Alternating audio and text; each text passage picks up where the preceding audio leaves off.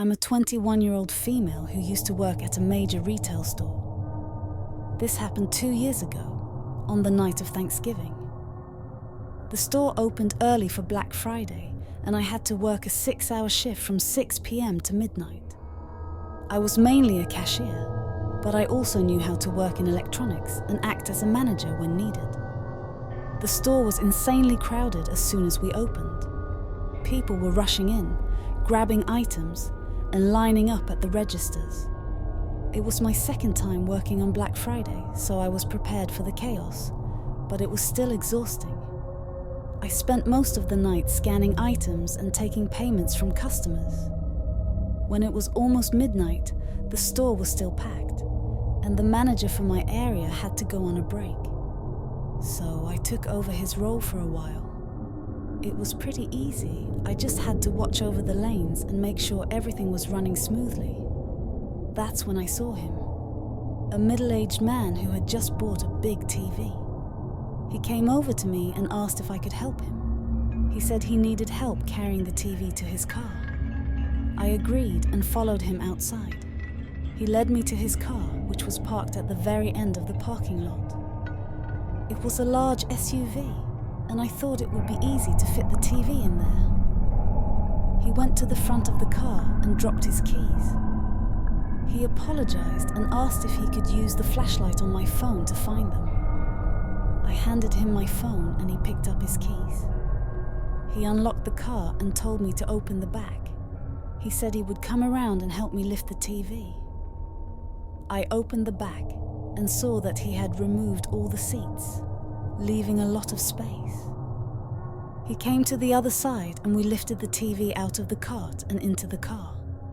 He then asked me if I could slide the TV forward for him because he had a bad back. I got into the car and pushed the TV forward, but as soon as I did, he slammed the trunk shut behind me. I was shocked and scared. I turned around and saw him smiling through the window. He had locked me in. He then walked to the driver's door and got in. He started the car and drove away. I was terrified and confused. I didn't know what he wanted from me or where he was taking me.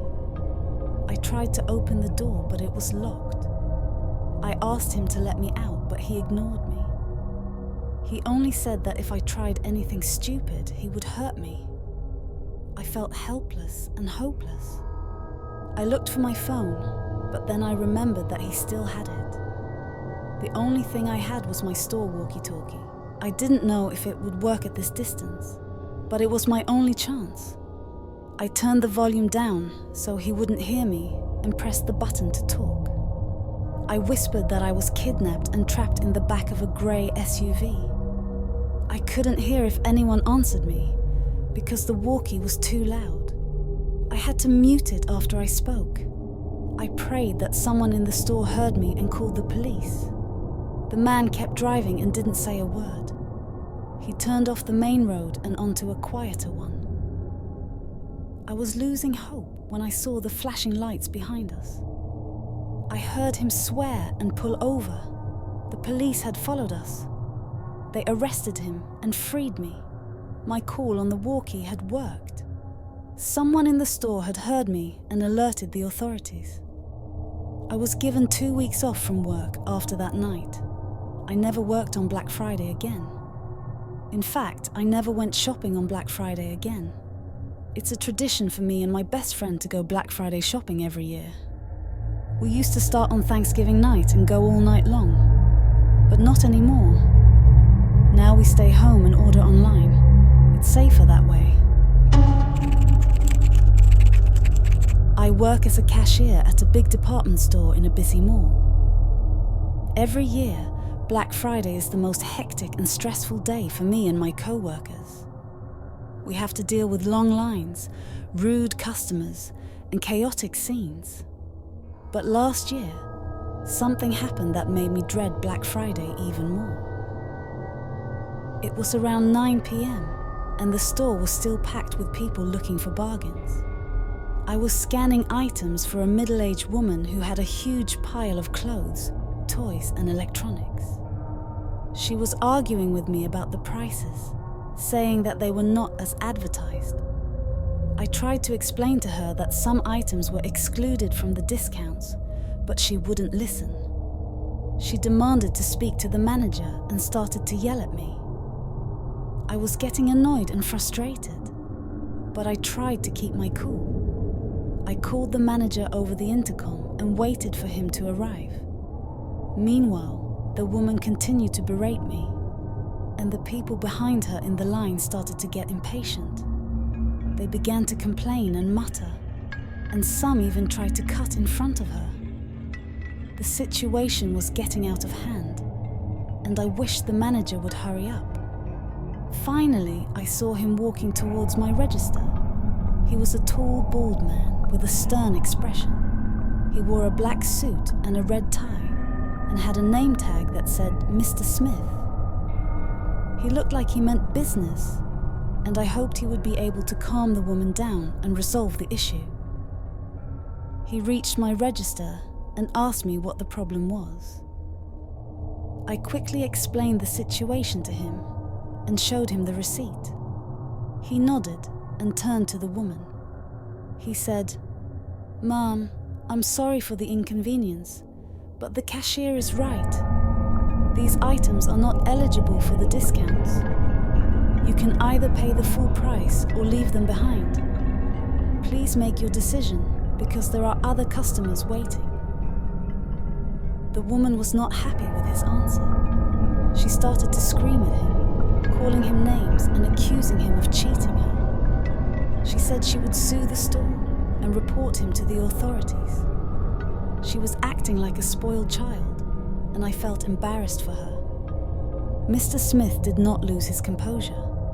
He said, "Ma'am, I'm going to ask you one more time. Please pay or leave. If you don't, I will have to call security and escort you out of the store." The woman did not back down. She said, "You can't do that to me. I have rights. I'm a loyal customer. I deserve respect. You're a jerk, and you don't know how to run a business. You should be fired." Mr. Smith sighed and reached for his phone. He said, "Okay, that's it. I'm calling security. You've left me no choice." He dialed a number and put the phone to his ear. He said, "Hello, security. This is Mr. Smith, the manager of the department store. I need you to come to register 12. There's a woman here who is causing a scene and refusing to pay. Please hurry." He hung up and looked at the woman. He said, "Security is on their way. They will be here any minute. I suggest you cooperate and leave peacefully. Otherwise, you will face the consequences." The woman was furious. She said, "You can't do this to me. You can't treat me like this. I'll show you. I'll show you all." She reached into her purse and pulled out a gun. I gasped and felt a surge of fear.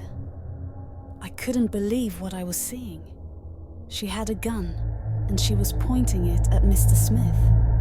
She said, "You think you can mess with me? You think you can bully me? You think you can get away with this? Well, you're wrong. You're all wrong. I'll make you pay. I'll make you all pay." She pulled the trigger and shot Mr. Smith in the chest.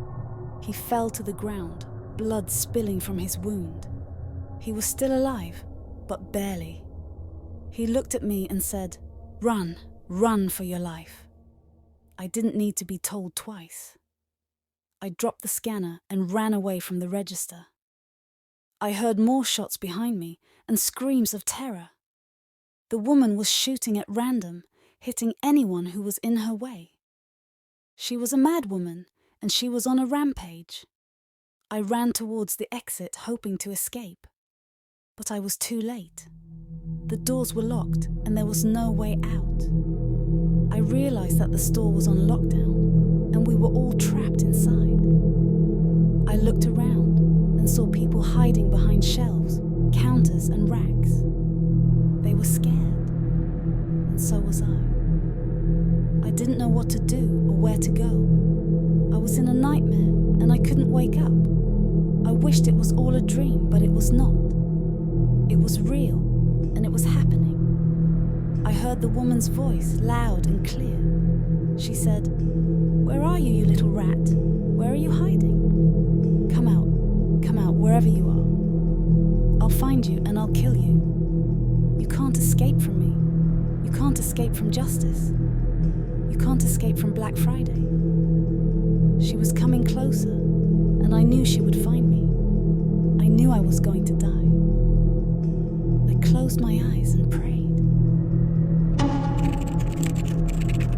I own and run a local outdoor supply store.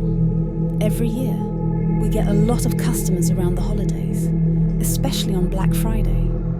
That's why I always hire some extra help for the last 2 months of the year. Last year, I hired 2 people, a woman named Amber and a man named Alan. They both seemed to be decent workers. Amber was friendly and helpful, but Alan was quiet and weird. He barely spoke to anyone, and he always had this blank look on his face. But he did his job well enough, so I didn't mind. On Black Friday, we opened at 6 a.m. and we had a lot of people waiting outside. We didn't have the same kind of deals as the big stores, but we still had some loyal customers who liked our products. We sold everything from camping gear to hunting equipment.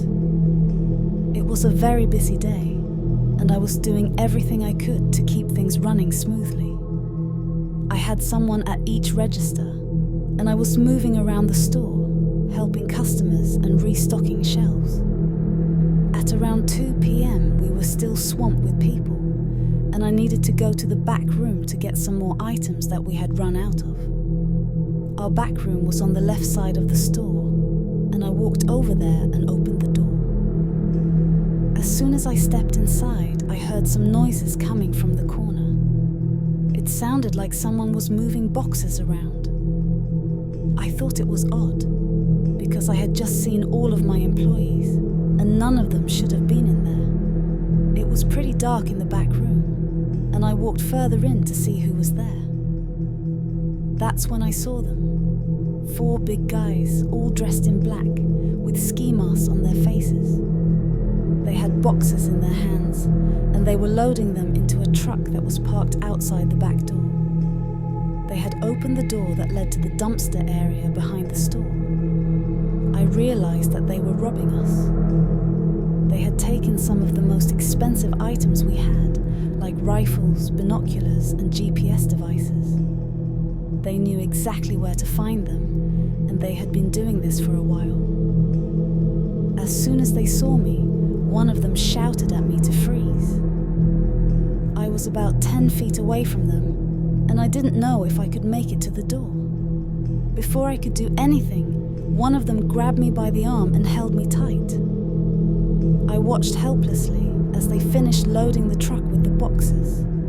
They had taken thousands of dollars worth of merchandise, and I couldn't do anything to stop them. I wished I had some kind of alarm system, but we were a small store, and we didn't have that kind of technology.